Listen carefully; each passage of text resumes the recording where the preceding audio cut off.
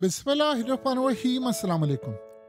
आज इजराइल की जानिब से अमेरिका और बाइडेन एडमिनिस्ट्रेशन, नाम नेहाद बाइडेन एडमिनिस्ट्रेशन हम कहेंगे तो ज़्यादा बेहतर रहेगा, असल में तो बैठी हुई पीछे सिक्योरिटी इस्टेब्लिशमेंट है, उनको धमकी दी गई है कि आप ईरान के खिलाफ हमले में अगर हमारा साथ नहीं देते तो फिर आपको कॉन्सिक्वेंसेस भी बर्दाश्त करना पड़ेंगे और हमें जरूरत पड़ी तो हम अकेले जाकर ईरान पर हमला कर लेंगे। आप इस सूरत हाल में हर सूरत ताउन करने के पाबंद हैं। आपको पता है कि इस वक्त मामला कितना खराब हो गया है। नाम तो इस वक्त बाइडेन का लग रहा है, लेकिन बैठी पीछे सिक्योरिटी स्टैब्लिशमेंट है। जाहिर सी बात है, जो बाइडेन और कमला हैरिस इन सबको आगे लाना चाहते हैं। अब जरा उसका अंदाजा देखे हुआ क्या है। इन्होंने कहा है कि हमने ईरान की न्यूक्लियर फैसिलिटीज को उड़ाना है। अमेरिका की स्टैब्लिशमेंट ने थ्रू बाइडेन कहा है कि आप ये काम ना करें, ये फुल स्केल वॉर हो जाएगी और हमें खदशा ये है कि हमारे खिलाफ एक महाज खड़ा हो जाएगा, हम पर हमला होगा। ऑलरेडी अमेरिका के खिलाफ बहुत सारे मामला हैं, रूस और चाइना अलग ग्रुप बना लेंगे और इस्लामिक कंट्रीज ऑलरेडी उनको कह चुकी हैं, मिडिल ईस्ट की खास तौर पर, अगर जंग हुई तो अमेरिका का साथ नहीं देंगे तो हमारी बची कुची रेपुटेशन खराब हो जाएगी और इम्कान ये है कि उसका असर इलेक्शन पर इतना पड़ेगा कि ट्रंप लीड कर जाएगा। अब एक चीज गौर से अब जरा समझनी है। आपको पता है कि इस सारी सूरत हाल में ट्रंप ने क्या कहा?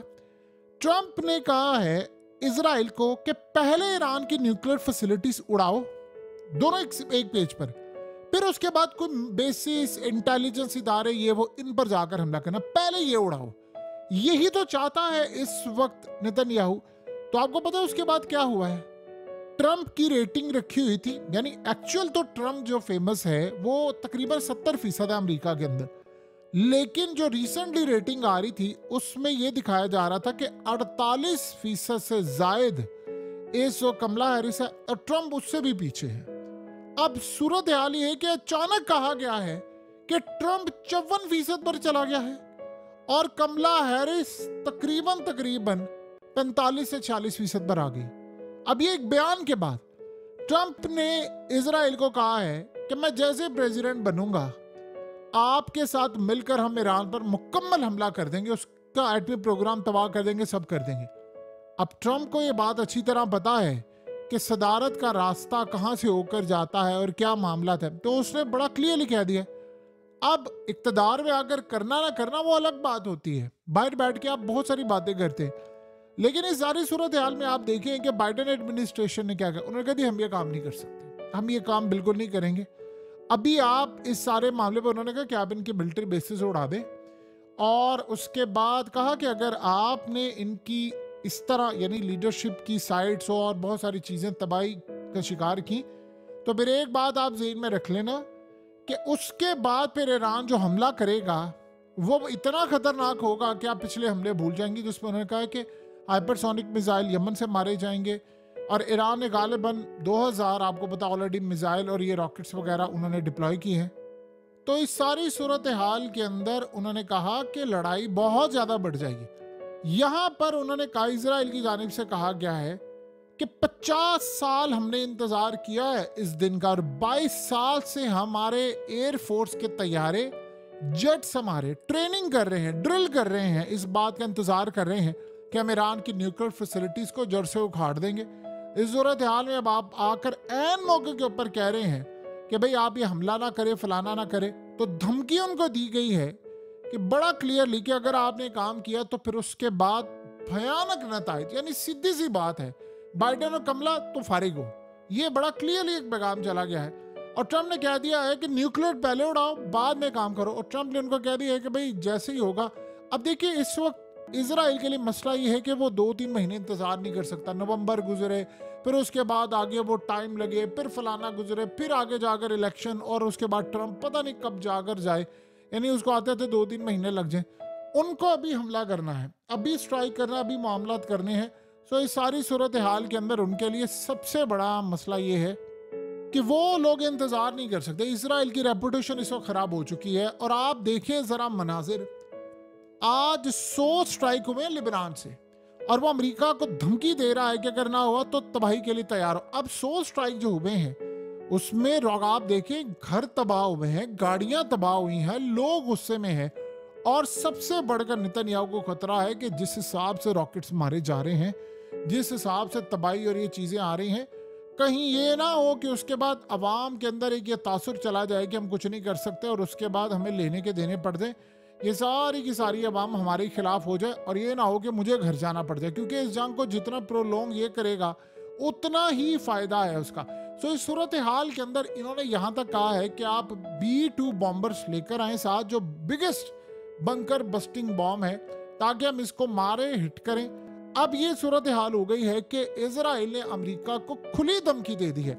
यानी इस धमकी में होगा ये कि अगर आप ये काम नहीं करेंगे तो भाई ठीक है, ट्रंप आ जाएगा, वो बात की बात है। उससे पहले अब ये भी प्लान बन रहा है कि हो सकता है कि ईरान के मिलिट्री साइट्स पर हमला कर दें और फिर जब ट्रंप आए तो मिलकर उनके B-2 बॉम्बर्स और बाकी चीज़ों के साथ मिलकर एक ज्वाइंट न्यूक्लियर का प्रोग्राम तबाह कर दें।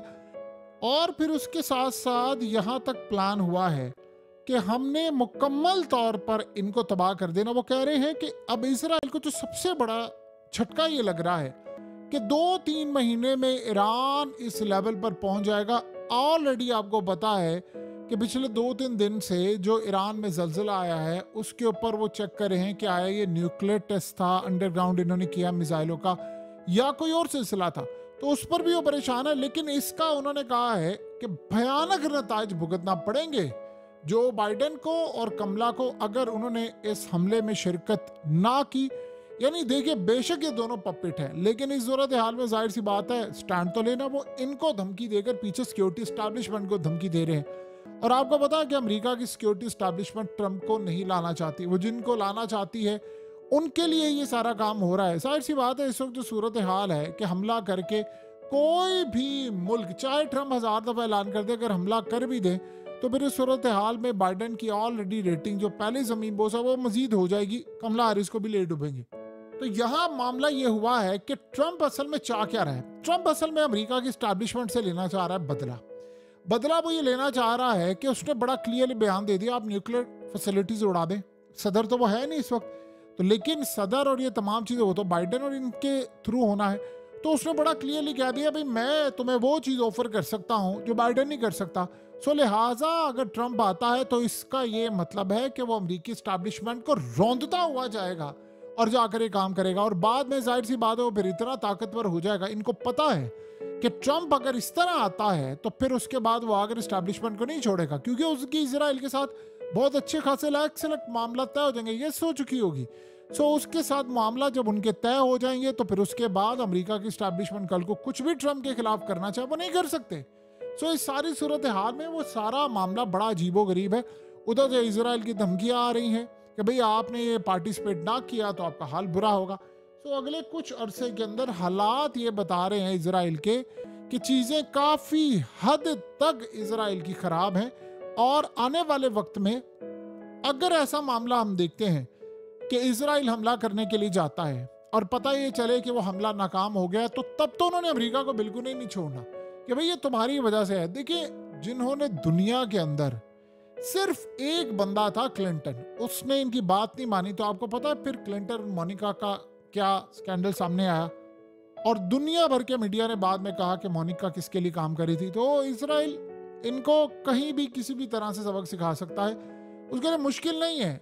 यानी अगर ये चाहेंगे तो हंटर बाइडेन की फाइलें जो दबाई हुई हैं वो सामने खुलकर आ जाएंगी, यानी बाइडेन का जो बेटा है। सो इस वक्त सबसे बड़ा मसला ये है कि टाइम थोड़ा है, समझ ले चंद दिन बाकी हैं, ये चंद घंटे बाकी हैं। अमेरिका को उन्होंने कह दिया कि आप फैसला लेकर हमें बता दें। अकेले ये स्ट्राइक करना नहीं चाहते, अमेरिका के बेस के ऊपर करना चाहते हैं। और इस वक्त अमेरिका की हालत ये है कि वो कह रहे हैं कि अभी हमने नहीं करना, और ऊपर से ट्रंप ने भी पॉलिसी चेंज कर दी है। देखिए, अगर इजराइल अकेले जाता है और वो स्ट्राइक करके आ जाता है और लेट से ये कामयाब हो जाता है, तो फिर तो जो मर्जी कोई कहे ये इजराइल की कामयाबी होगी। फिर ये भी सूरत हाल हो जाएगी कि कल को अमेरिका को रोनते हुए चले जाएंगे, भाई अब तुम्हारी जरूरत नहीं रही, फैसले उसे फिर बहुत ज़्यादा सख्त करवाएंगे। लेकिन ऐसे चांसेस अभी ज़्यादा लग नहीं रहे, क्योंकि इसने कभी गीली मट्टी पर पाँव रखा नहीं है। जब भी किया है फैसले किए, अपने मामला किए हैं। सो अगले कुछ अरसे के अंदर हालात ये बता रहे हैं कि चीज़ें काफ़ी हद तक खतरनाक हो रही हैं और अगले कुछ अरसे में मामला भी काफ़ी हद तक खतरनाक होने वाले हैं। इजराइल के पास टाइम थोड़ा है, इसराइल के पास इस वक्त किसी तरह की कोई सूरत हाल सामने नहीं आ रही। अगले कुछ अरसे में हालात इंडिकेट करने ये जा रहे हैं कि इसराइल अगर तो यहाँ पर ना किया उन्होंने हमला, तो फिर उसके बाद काफ़ी हमले उन पर होंगे, जैसे अब हो रहे हैं, यमन से हो रहे हैं, लेबनान हमले कर रहा है, बहुत सारी चीज़ें करें।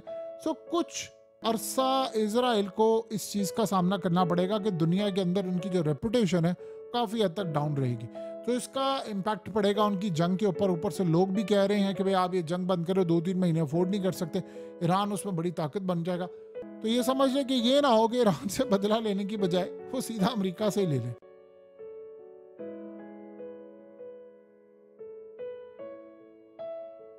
हकीकत टीवी को सब्सक्राइब करना मत भूलें, वीडियो को लाइक करें, शेयर करें और कमेंट सेक्शन में अपनी राय का इजहार ज़रूर करें।